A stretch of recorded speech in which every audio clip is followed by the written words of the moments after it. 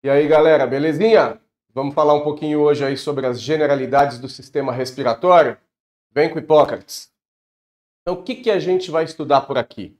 A gente vai falar, primeiramente, das funções do sistema respiratório. Depois a gente vai comentar rapidamente com vocês quais são os órgãos que compõem esse sistema. Vamos falar um pouquinho da divisão do sistema respiratório em vias aéreas superiores e inferiores. Vamos falar também de uma outra divisão extremamente importante que é funcional em porção condutora e porção respiratória. E por fim, vamos dar aí um apanhado geral aí para vocês de como é que ocorrem as trocas gasosas lá dentro dos pulmões, que a gente chama de hematose. Então, começando aí a falar um pouquinho das funções do sistema respiratório. Vejam só, a primeira e mais conhecida função aí do sistema, qual é?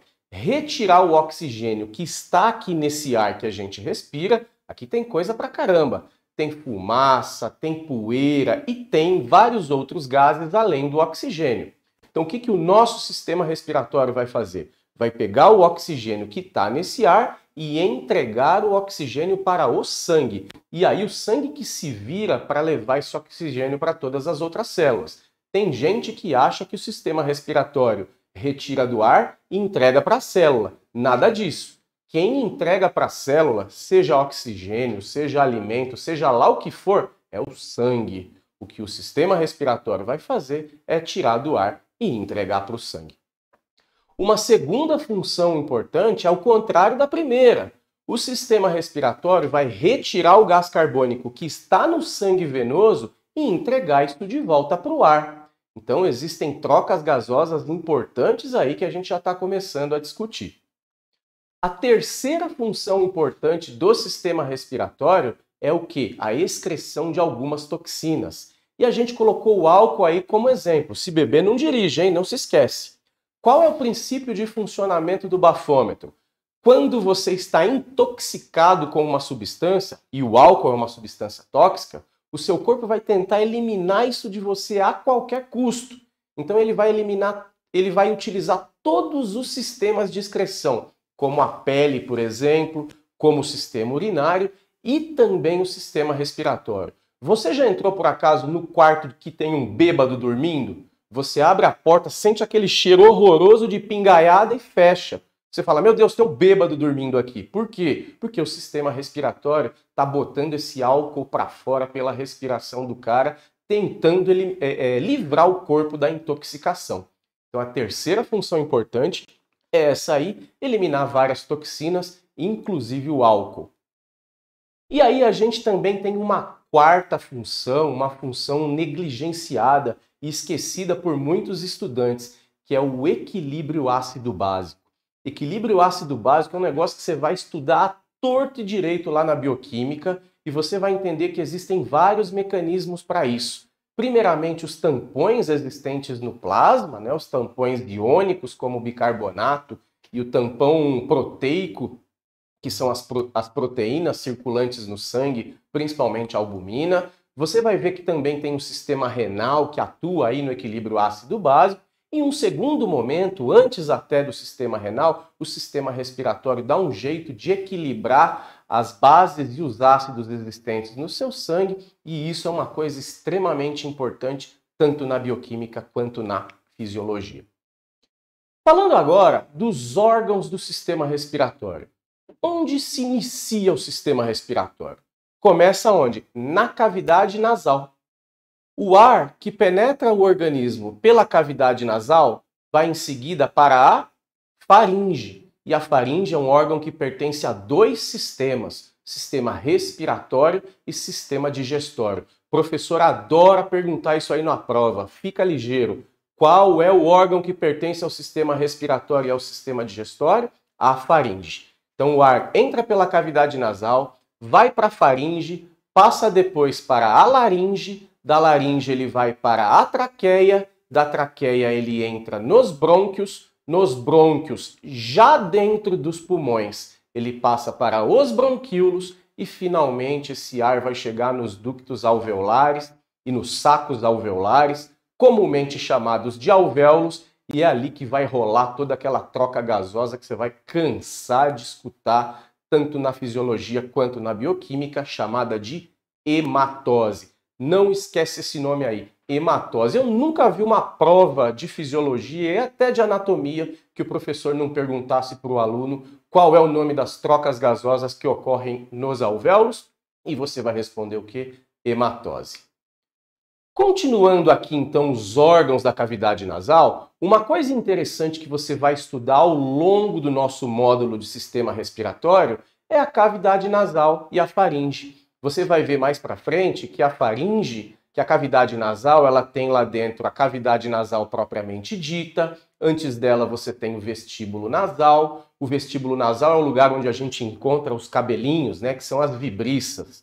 Se liga, não é para depilar o nariz inteiro. As vibriças são extremamente importantes para reter o quê? Partículas sólidas que ficam suspensas nesse ar que a gente respira aqui. Tudo bem que você não precisa deixar fazer trancinha, né? Mas também não é para depilar o vestíbulo nasal, não, senão o ar vai entrar todo sujeirento aí dentro de você e você pode ter complicações. A gente vai ver também, depois, na presença aqui da cavidade nasal, as conchas, concha nasal inferior, média e superior. A gente consegue ver aqui, inclusive, a presença de alguns espaços, né? Os meatos nasais. E o estudo dos meatos nasais vai ser importante, por exemplo, quando você estiver aprendendo a passar uma sonda nasogástrica. Teu professor de propedêutica vai ensinar para você em qual desses meatos tem que passar a sonda para não causar lesão na cavidade nasal do paciente. Depois da cavidade nasal, a gente passa para a região da faringe. E aí a faringe é um órgão grande, né? Ele tem aqui ela tem a parte nasal da faringe, que fica posteriormente à cavidade nasal, a parte oral da faringe, posteriormente à cavidade da boca, e a parte laríngea da faringe, que fica posterior à própria laringe. Na nossa aula, nos nossos módulos aí de sistema respiratório, a gente vai ver cada uma das particularidades desse órgão extremamente importante e que você não pode esquecer, pertence a dois sistemas, tanto respiratório quanto digestório. Seguindo aí, tá, nos órgãos do sistema respiratório, a gente chega na laringe. E o que é legal na laringe? A laringe é um órgão que vai conduzir ar e ela tem um esqueleto cartilaginoso bem potente. Serão discutidas com vocês aí, ó, as várias cartilagens da laringe, como por exemplo essa cartilagem aqui que se chama cartilagem tireoidea. Não vai falar cartilagem tireoide, senão seu professor vai tirar a nota de você. E a gente tem aqui a cartilagem cricoidea. Também não vai falar cartilagem cricoide, senão você vai dançar. Essas cartilagens, além de uma série de outras que serão estudadas, funcionam como uma proteção para a laringe, visto que ela é uma passagem importante para o ar inspirado. E aí, se você fechar essa laringe, o indivíduo acaba sufocando. Tanto que essa cartilagem principal, a maior zona aqui, a cartilagem tireoidea, significa escudo. Tireos significa escudo. Oide significa em forma de. Então nós temos aqui uma cartilagem em formato de escudo que protege a laringe. Inclusive essa pontinha aqui mais proeminente é chamado de proeminência laríngea, que é normalmente mais destacada nos homens por questões evolutivas que serão discutidas em momento mais oportuno. Continuando aí o trajeto do ar, a gente chega então na traqueia, olha a traqueia aqui, que se divide em dois brônquios. A traqueia é um órgão formado por vários anéis, e esses anéis são chamados de anéis traqueais. Os anéis são incompletos em forma de C. Lá atrás, na região posterior da traqueia, tem uma parede muscular, chamada parede membranácea da traqueia, ou músculo traqueal. Tudo depende de como é que o teu professor vai dar essa aula para você, mas esses dois termos eles servem para a mesma coisa. Lá atrás na traqueia é importante ela ser móvel, justamente para caber a passagem do esôfago, que é um órgão do sistema digestório, tá legal? E nesse momento aqui seria legal mostrar para vocês o seguinte: olha a bifurcação da traqueia. Essa bifurcação da traqueia tem o nome de uma menina. Seria Juliana? Seria o quê? Aqui temos a carina. Então, a região onde a traqueia se bifurca é chamada de região da carina. E lá dentro tem uma cartilagem imbricada, encavalada, que serve para distribuir o ar igualmente para os dois brônquios. E por falar nos brônquios, nós temos aqui o brônquio principal direito e o brônquio principal esquerdo. Aí você vai falar, o Renato errou a posição, não sabe direita e esquerda, amarra uma fitinha no punho para não esquecer.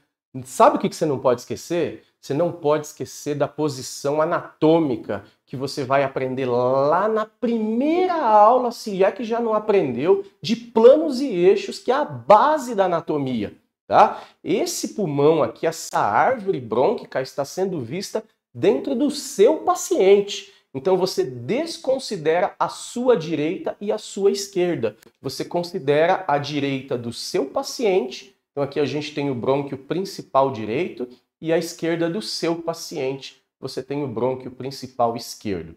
Nos nossos módulos, você também vai ver que esses brônquios principais se dividem em brônquios lobares. Não vai falar lombar, hein?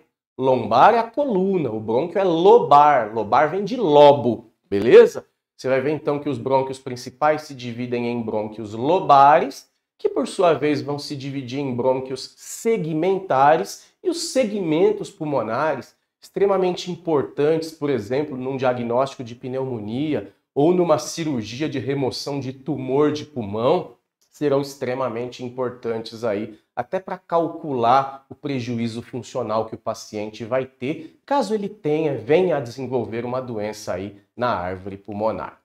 Seguindo aí o trajeto do nosso ar, a gente fala rapidamente dos pulmões. Então a gente tem aqui o pulmão direito do teu paciente, aqui o pulmão esquerdo.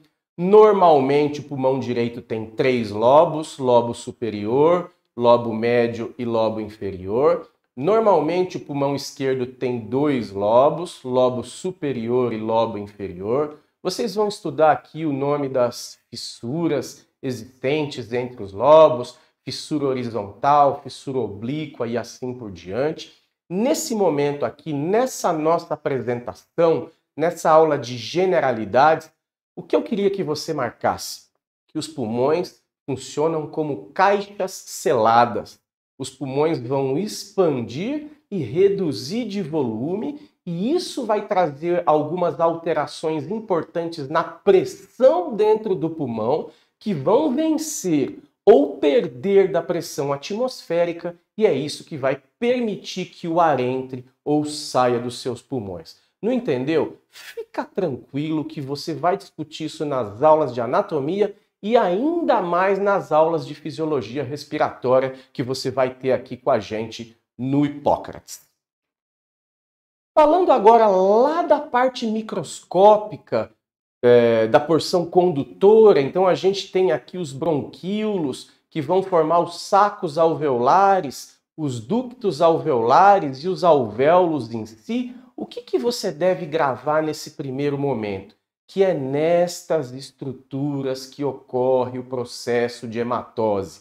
É aqui que o sangue venoso rico em gás carbônico vai pegar esse gás carbônico e entregar para esse alvéolo. E é também nesse local que o oxigênio que está dentro desses alvéolos e que veio por todo o trato respiratório vai passar para o sangue. Esse processo de hematose é um processo complexo, envolve uma série de pressões, envolve a presença de líquido surfactante, envolve a presença de líquido alveolar. Você vai ouvir falar de pressão pleural, tem coisa pra caramba para falar aqui na fisiologia, e a base para você entender a fisiologia realmente vai ser a anatomia. Agora que você já conhece os órgãos do sistema respiratório, a gente pode dividir esses órgãos em 2 porções. E essas porções estão associadas ao posicionamento desses órgãos aí dentro do corpo do teu paciente. Então nós temos aí em primeira mão as vias aéreas superiores e nós temos as vias aéreas inferiores. Quais são os órgãos que fazem parte das vias aéreas superiores? nós temos aqui a cavidade nasal, a faringe e a laringe. E quais são os órgãos que fazem parte das vias aéreas inferiores? Todos aqueles que estão na sequência e que a gente já acabou de comentar. E em relação à função, à divisão funcional, porque uma coisa é a divisão anatômica em vias aéreas superiores e vias aéreas inferiores, e outra coisa é a divisão em porção condutora e porção respiratória. Como é que isso funciona? Que diferença é essa daí? Renato, dá para você me explicar esse negócio melhor? Você está muito enrolado. Vamos lá. Os órgãos da porção condutora são aqueles que vão desde a cavidade nasal, faringe, laringe, traqueia, brônquios, bronquíolos, até determinado ponto. E o que essas porções vão fazer? Como o próprio nome diz, elas vão apenas conduzir ar. Conduzir ar rico em oxigênio na direção dos pulmões e conduzir ar rico em gás carbônico na direção do meio externo. Então, os órgãos da porção condutora apenas conduzem ar e não fazem trocas gasosas. Eles não participam do processo de hematose.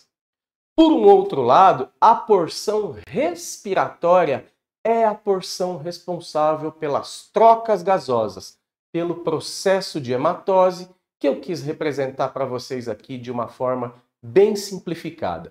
Tá vendo o sangue azulzinho aqui? Rico em gás carbônico. Quando ele chega perto dos alvéolos, o diferencial de pressão faz o gás carbônico do sangue passar para os alvéolos. E aí ele muda de cor, ele vai ficando mais vermelhinho, vivo, vai se tornando arterial, ao mesmo tempo em que o oxigênio que estava nos alvéolos passa para o sangue. Então, entenderam essa troca? Nos alvéolos, o oxigênio do alvéolo passa para o sangue, o gás carbônico do sangue passa para o alvéolo, o sangue deixa de ser venoso, passa a ser arterial e aí volta para o coração, pelas veias pulmonares, átrio esquerdo, ventrículo esquerdo, corpo todo, deixa o oxigênio lá, pega o gás carbônico das células, fica venoso de novo, volta ao átrio direito pelas veias cava, ventrículo direito, pulmões, e esse processo fica se repetindo sem parar até o dia que você morrer. Então, o que a gente viu aqui nessa aula de introdução? A gente viu as funções do sistema respiratório, que são de troca gasosa, de equilíbrio ácido-básico e de eliminação de toxinas. A gente estudou aqui os órgãos que formam o sistema respiratório, cavidade nasal, faringe, laringe, traqueia, brônquios, pulmões, bronquíolos e alvéolos. A gente viu a divisão do sistema respiratório em vias aéreas superiores, da cavidade nasal até a laringe, e vias aéreas inferiores, da laringe para baixo. A gente viu a divisão do sistema respiratório em porção condutora, que só carrega ar, e função respiratória, que faz hematose. E a gente viu aqui o princípio bem basicão, dos processos de troca gasosa que ocorrem dentro dos pulmões, que a gente chama de hematose. Aqui existem uma série de referências interessantes que vão ajudar vocês a entender não somente essa parte introdutória, mas também todo o módulo de sistema respiratório que há por vir. Vocês vão estudar em diversas aulas isoladas a função específica de cada um dos órgãos e também como é que esses órgãos interagem como um todo para permitir que o sistema respiratório realize a sua função. Então é muito importante que vocês continuem nos acompanhando, porque não basta somente uma aula de generalidades. Você tem que estudar todo o módulo de sistema respiratório para você entender efetivamente a proposta que a gente tem aqui para vocês. Pessoal, eu agradeço muito a atenção. Vejo vocês nas nossas próximas aulas do módulo de sistema respiratório. Um abraço e até a próxima aula.